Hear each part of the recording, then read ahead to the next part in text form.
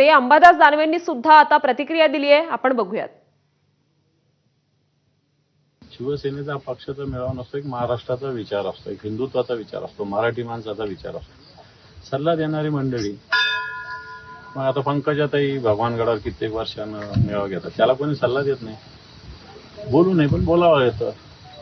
नागपूरला मेळावा होत असतो सातत्यानं दसऱ्याचा, त्याला का बोलत नाही हे उपाध्याय कोण भाजपची मंडळी। जाणीवपूर्वक राजकीय प्रत्येक विषयाचं करणं आणि सल्ले देणं, जरा स्वतःच्या लोकांना सल्ले द्या। एकनाथ शिंदेंच्या शिवसेनेचा यंदाचा दसरा मेळावा हा आझाद मैदानाऐवजी गोरेगावच्या नेस्को सेंटरमध्ये होणार आहे। मात्र केवळ MMR क्षेत्रातील शिवसैनिकांसाठीच हा मेळावा मर्यादित असेल, त्यामुळे या मेळाव्यात राज्यभरातील पदाधिकारी आणि शिवसैनिक हजर राहणार नाहीत।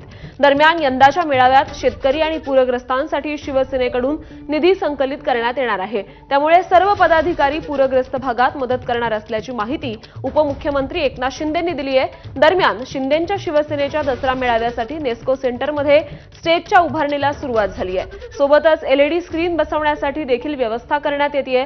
जवळपास 50,000 शिवसैनिक येतील अशा पद्धतीने व्यवस्था तयार करण्यात येते।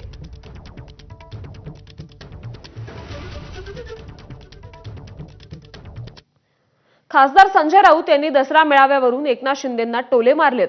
शिंदे स्वतःला बाळासाहेबच